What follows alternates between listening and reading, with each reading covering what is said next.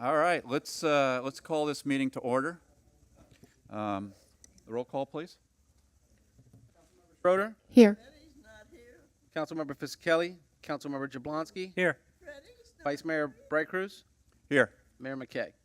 We have a quorum, Vice Mayor. Okay, thank you. Stand for the pledge. One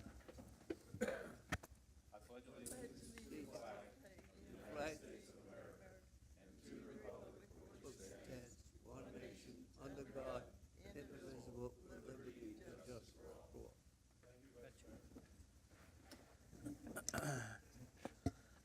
Mr. Vice Mayor, I'd like to make a motion that Doug and McKay and Freddie Fisickelli be excused. Second. We have a motion and a second. Any discussion on the motion? Any public input on the motion? No public input. Let's call the roll. Here. Yes. Councilmember Jablonski Yes. and Vice Mayor Bright Cruz. Yes. Okay, motion passes. Okay, great. Public comment. Do we have? I have no speaker cards, Vice Mayor. We have no speaker cards. Microwave. All right. Okay. Board reports. This could be a quick meeting. We're rocking and rolling. Number 5 will slow us down. Okay, I don't see any board reports. Council member comments. I'm good. I got know one. You got something. I got I know one. you got something. I got one. This is we'll call this one the lean cuisine. It'll be quick. Just want to make sure everybody knows about the bingo at the barn on the 12th of August, 6 p.m. Tickets are, I think, available here at the front desk. $35 includes dinner, and there's going to be some nifty door prizes. Actually, I think it's $20 up front and $35 at the door. Yeah. So you're the bonus for getting them early. Yes. Good point. Thank you. I was trying to sell the upcharge. Oh. Sorry about that. It's all right. I stand corrected. August what? And that's all I got. All right, great. I just have one thing I wanted to bring up. We have been contacted by Broward County in relation to the turn signals that are at the corner of Broward Boulevard, at Griffin Road and Dykes Weston, that corner there. As you all are probably aware, just recently they changed that intersection. They put in some new, widened it a little bit and all that. But the big thing is they changed the signaling there so that there are 3 lanes, turn lanes coming south out of Weston that go east on Griffin Road. And they've recognized that that is a hazard and that does create additional hazards. So what they are looking at and considering doing is during that phase of the signaling, when the traffic is coming south on Weston Road, making that left-hand turn to go east on Griffin, they're looking at putting up a no right turn on red that will be lit during that phase of the cycle, so that during that phase, if you're going north on Dykes and looking to make a right turn going east on Griffin Road, you will not be able to do that. It is a slight restriction on a lot of our folks, but I think it's a good idea based on the overall safety of that intersection. So all the other phases, you will be able to make a right on red there, so it should not back it up significantly to the south. But I just want to make everybody aware that's being looked at and been going on. If you have feedback on that one way or the other, we certainly would welcome to hear back on any of that.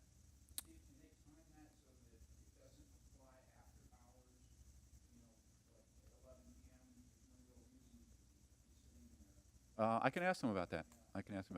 Just for the question that John Eastman brought up was whether they could time that based on the hour of the day, and that perhaps after 11 o'clock it would be disabled. Bob, if you could just, I'll open it up, but if you could please just go up to the mic. I know this is probably a stretch, but the right-hand turn straight lane there, going southbound on Dykes Road, be a wonderful thing if that was right only. I've seen rear-end accidents after people have gone through. Somebody plowed right into somebody years ago, but there's nothing worse than sitting 10 cars that are gonna go out west, sitting behind that one guy that's going straight right into a merge lane. Right. So something I to can think ask him about it. I can ask Scott about that. See what he says. See what he says. Yeah, I do. So you're talking about the lane that's going south out of Weston on Weston Road. That is the very right lane right now is a right turn or a straight. And you're saying make that. Yeah, right after the intersection, it's a merge. Right, right. Okay. I'll ask.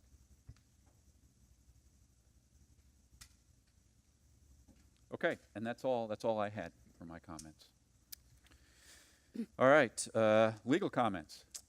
Hey, no legal comments tonight. Just glad to be here and see everybody, and look forward to coming next time. Keith is jaunting around. All right, good to have you here. Thanks. Good to have you here. And administrative comments. Well, I'll keep the string going, Vice Mayor.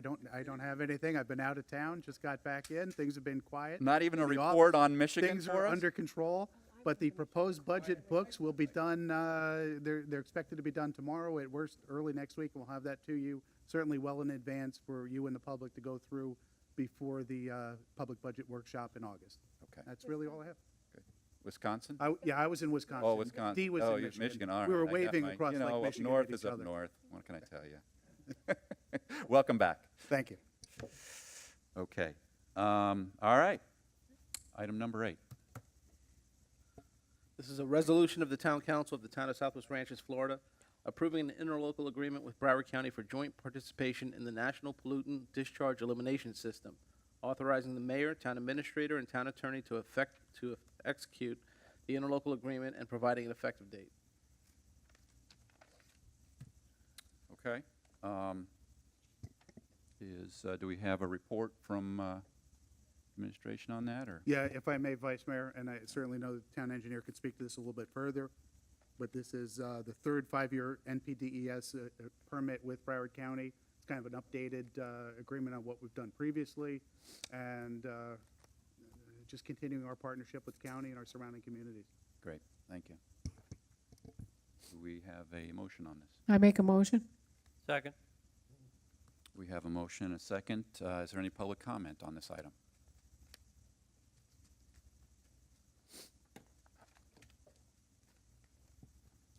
It's nice that the county picks up the slack from the EPA on this. You know, all the municipalities pay their fair share and the county does the work. But it is a mandate from the EPA. And I just want to remind you all that we should be pushing back against the EPA. Here's our Constitution, Bill of Rights, with its amendments and the Declaration, and it's 47 pages. The contract for this, I think I looked at it, it was over 60 pages, just this one item that we're looking at here. So, you know, this is the federal government telling us what to do down here in South Florida. None of them up there have any clue what we do with our stormwater down here. And really, it's an unfair mandate from the EPA. I hope the current administration will, you know, lighten up on all this stuff. But, you know, this is more drain on our budget for something that we get nothing out of. You know, it's a good deal that the county's taking care of it for us, but why is it here at all? Who better to govern the discharge than the county? The county should be able to do that on their own without being mandated by the federal government. And I'll tell you what, they're not doing a very good job because the reefs are all dead out there from the stuff that's being dumped now. So, you know, the EPA rules aren't working so well anyway. Thank you. Thank you, John. Any other public comment? Public comment closed. Any further council comment? Maybe this is something we need to check into a little bit further, because we don't have any say. It's really, yeah. Oh, well, we don't have any say. We gotta Have our- we squeak have- harder. Yeah, we have our say in our contacting our federal Federal. representatives. Okay, Good luck. good luck. Good. All right, call the roll. Councilmember Schroeder, Yes. Councilmember Jablonski, Yes. Vice Mayor Bright Cruz. Yes. Motion passes. Okay, item number 9. This is a resolution of the Town Council of the Town of Southwest Ranches, Florida, approving the first modification to the agreement with the Melbourne Planning Group, Inc., extending the agreement for an additional 3-year term, adjusting the applicant fee, authorizing the mayor, town administrator, and town attorney to enter into the first modification to the agreement and providing an effective date. Great, thank you. So one of the, well, I'll open, I have a question about this, but council, do you have any questions or comments Not, before we open up to the public? do you need a Do motion? you want a motion, a second to We discuss can it? do that, I'll make a motion to approve. A second. okay. Is there any public comment?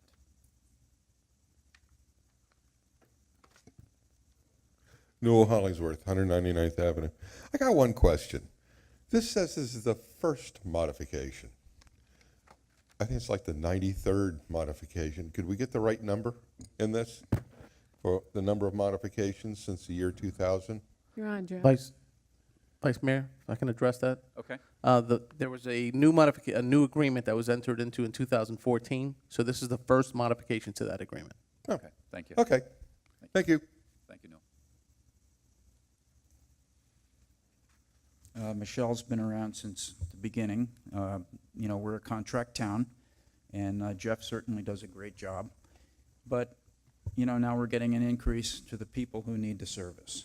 I noticed they're leaving the town's rate the same, which is good, but I guess it's a little cost of living adjustment bump for inflation or whatever. But I'm just wondering, has this contract ever been put out for a bid to see if anybody else can come in at maybe half the rate that we're paying? I know we're like with CAP, we pay 50% more than we should be paying for building permitting, and I'm just wondering, we've been cozy with Michelle, she's done a great job all these years, but, you know, this sort of stuff should be put out. There should be 3 or 4 companies bidding on these contracts.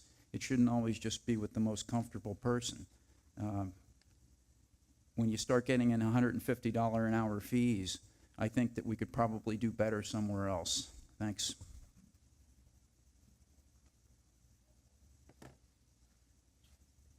Yeah, I tend to agree with John on this one.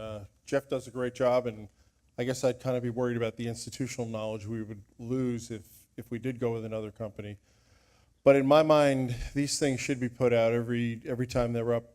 I don't like the idea of renewals because there's a lot of hungry companies out there. There might be a few that are really interested in getting our business. So I would recommend this goes out. I don't know if it's too late, but that would be my suggestion. Any further public comment? Public comment is closed. Council? Comment? Sometimes you have to be careful what you wish for. You know, when you trust what someone is doing, even though it might cost you a little bit more, you put it out there to someone you've never worked with before. You have no idea what you're going to get. So it's just, you know, I'm trying to save you over there, Jeff. Thank you. You know, with being in business and all, I've learned that throughout the years. You know, we put stuff out for bids too, and even though we got a much better price and we're really happy about our pockets being a little fatter, it didn't work out so good. So it's just something to think about. Vice Mayor, could I make a quick comment, Sure. clarification? Absolutely. The rate that we charge the town is the same as it's been since day one. It's never been raised. The increase we're talking about only pertains to public hearing items that come before the council, nothing else. And the public hearing items that come before the council are non-residential site plans, new residential subdivisions. In other words, it's a developer coming in. The only time that it really affects a resident is a waiver of plat. And the waivers of plat are only when somebody's splitting land, usually to sell a lot, sometimes to convey a lot. We have a policy that we had the last time, and we will continue, that if the only type of public hearing application that any resident would have that isn't involved with splitting land and creating a new lot is a variance.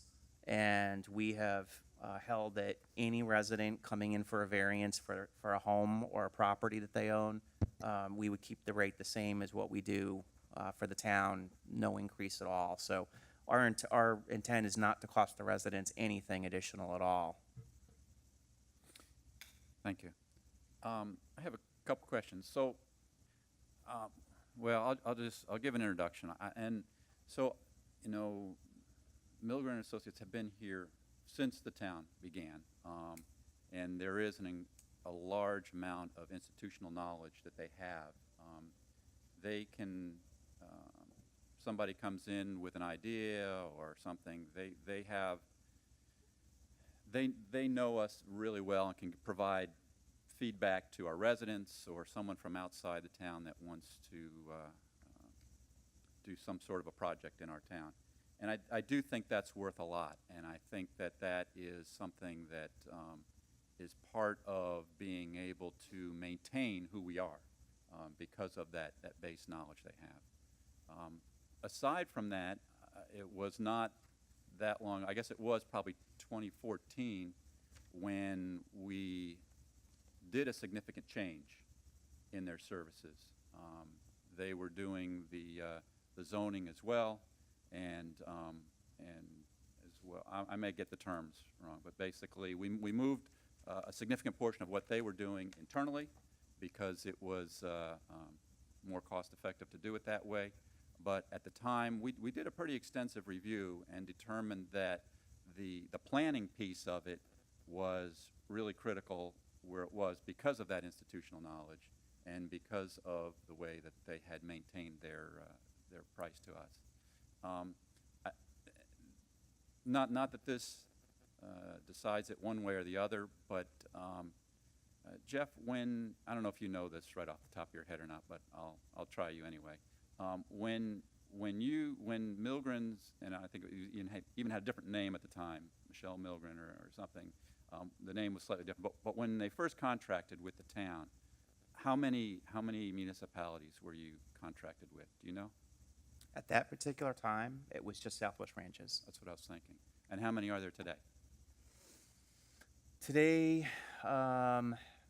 as of today, 3. As of next week, possibly 4. Right. Total. So over time, they've grown. We're still getting the same price that we got.